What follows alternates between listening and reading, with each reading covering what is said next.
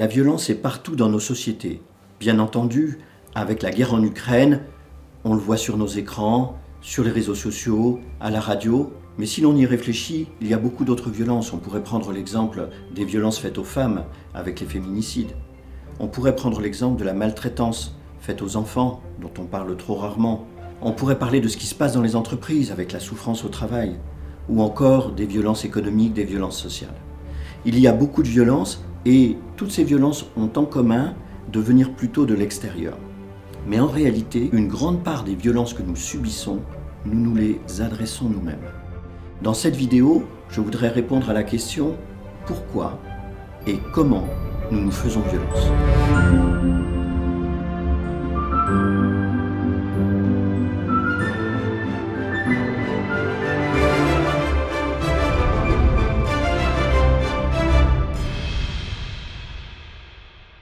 Bonjour à tous.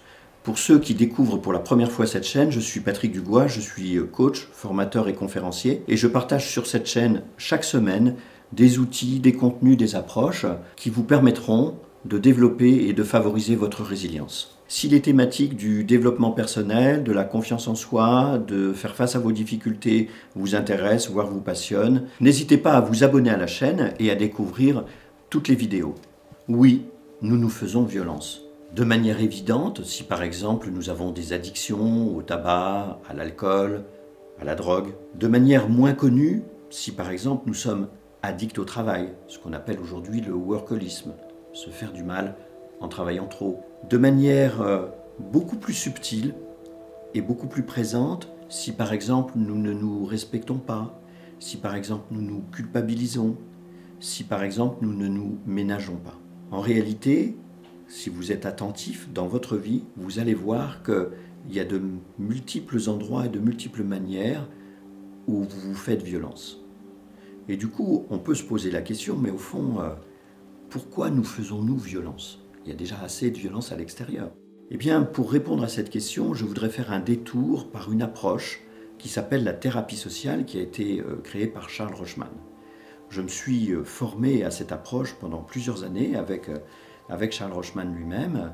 Et cette approche, c'est une approche qui cherche à apaiser, à soigner les relations et notamment à favoriser la coopération entre les personnes en interrogeant et en mettant à jour les violences que nous avons reçues.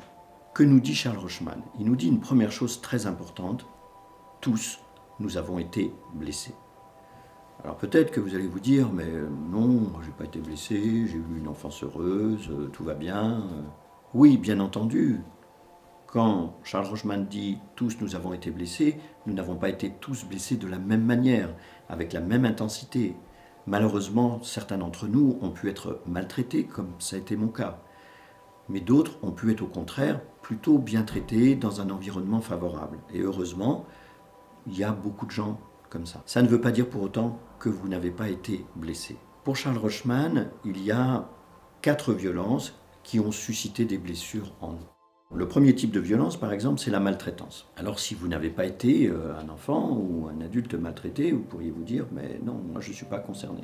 Et d'ailleurs, c'est possible que vous ayez été tout le temps bien traité. Mais entre mon environnement familial, entre l'environnement social, les associations, les amis, entre la nation elle-même, quand on pense à l'Ukraine aujourd'hui, beaucoup de gens sont maltraités de fait. Eh bien, on peut s'apercevoir qu'il y a beaucoup d'occasions de ne pas être bien traité, et même si on n'en a pas conscience, si on ne s'en souvient pas, en réalité, il y a pu y avoir de la maltraitance. Deuxième type de violence dont parle Charles Rochman, c'est l'abandon. Là encore, certains d'entre nous, malheureusement, vont être réellement abandonnés, vont se retrouver dans un orphelinat. Ça n'est pas la majorité, heureusement.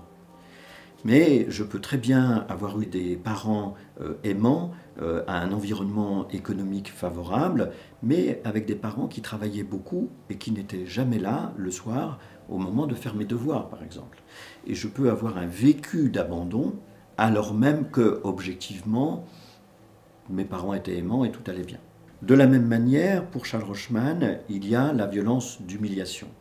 Alors, le mot humiliation, c'est un mot très très fort, Mais d'abord aujourd'hui dans les entreprises, les endroits où je peux me faire rabaisser, agresser, humilier, il y en a quand même un certain nombre.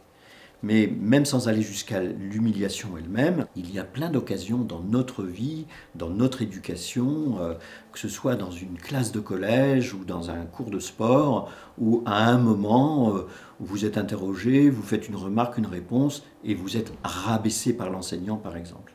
Et vous allez avoir un vécu d'humiliation que vous avez complètement oublié depuis, etc., mais qui est présent. Et puis, dernière violence pour Charles Rochman, et souvent nous n'en avons pas conscience, et c'est en tout cas pas identifié comme ça, c'est la violence de culpabilisation. Culpabiliser quelqu'un, c'est une forme de violence. Pour un chef d'équipe, dire à son équipe « mais enfin, avec tous les moyens qu'on a mis à votre disposition, vous devriez avoir des résultats meilleurs ». Pour un enfant, lui dire avec tous les efforts qu'on fait pour que tu fasses des études, quand même, tu devrais être plus reconnaissant, eh bien, toutes ces modalités-là sont en réalité des violences. Vous le voyez avec ces 4 violences, maltraitance, abandon, humiliation, culpabilité, les occasions ne manquent pas dans une société en général pour avoir été blessé. Précisément, pour Charles Rochman, ce sont ces blessures qui vont générer dans nos vies et dans votre vie aujourd'hui un certain nombre de conséquences. Première conséquence, comme j'ai été blessé, je n'ai pas envie de revivre les blessures et je vais me protéger. Je peux me protéger en n'étant pas totalement authentique, avec un masque, ou en restant à distance. Voilà, il y a plein de modalités qui vont permettre de me protéger pour ne pas revivre les choses. Et puis la deuxième chose qui est très importante, c'est que le fait que j'ai été exposé à des violences, et c'est pratiquement impossible de ne jamais l'être, fait que je vais avoir appris la violence. Et quand j'ai appris la violence, il y a 2 mécanismes qui se mettent en place. Soit je deviens violent pour les autres, et ça va expliquer beaucoup des violences faites aux femmes, de la maltraitance des enfants, etc. Soit je vais retourner la violence contre moi, et ça explique pourquoi, dans nos vies, nous nous faisons violence. Alors, peut-être vous pourriez vous dire, mais comment je me fais violence? Mais d'abord, je vous invite à voir et à vous dire, sur ces 4 violences, spontanément, quand vous entendez ça, quelles sont les violences qui résonnent le plus pour vous? Peut-être qu'il y a des choses qui vont vous revenir et des choses qui vont vous paraître plus évidentes. Et puis la deuxième chose, de voir par quel mécanisme vous vous faites violence. Je vous donne quelques exemples très importants. Si je prends l'exemple de quelqu'un qui a un burn-out, et c'est très répandu aujourd'hui dans les entreprises, eh bien il est probable que bien sûr c'est lié à l'entreprise, aux conditions d'exercice de l'activité, mais très souvent c'est aussi lié à une manière de se maltraiter soi-même, de s'imposer des rythmes de travail, de se créer des exigences et de se faire du mal à soi-même. C'est une auto-maltraitance. Si je prends la question de l'abandon, comment est-ce que je peux m'abandonner? Eh bien, tout simplement en ne me respectant pas. Si mon chef me demande un dossier, puis un dossier, puis un dossier, et que sans arrêt je dis oui, eh bien je m'abandonne. Et donc vous voyez, c'est des choses assez simples, mais qui sont des façons de se faire violence. Si je prends la question de l'humiliation, eh bien, comment je vais m'y prendre? Eh bien, je vais créer des situations qui vont permettre aux autres de m'humilier. Par exemple, une personne qui fait souvent des erreurs dans son travail, alors qu'elle a la compétence et l'expertise, eh bien, ça peut être une manière assez inconsciente de se mettre dans des situations où les autres vont pouvoir la rabaisser. Et puis la culpabilisation, eh bien c'est assez simple.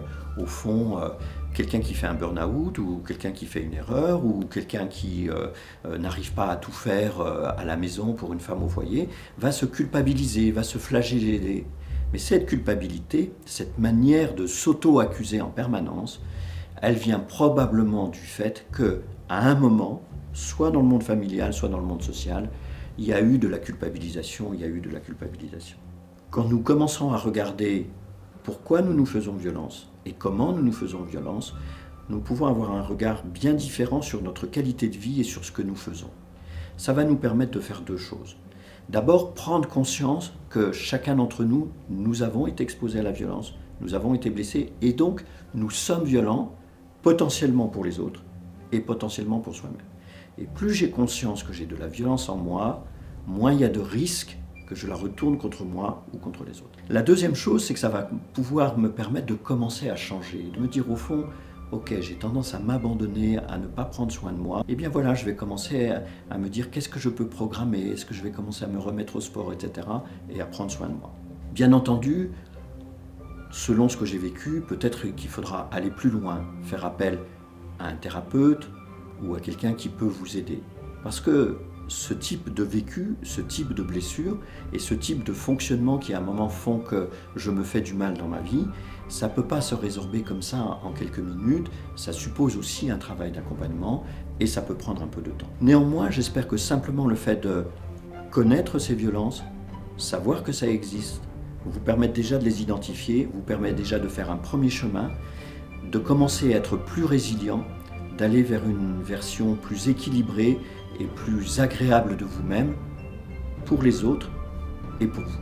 J'en ai terminé pour cette vidéo, j'espère qu'elle vous sera utile et je vous dis à très bientôt pour un nouvel épisode dans la Fabrique de Résilience.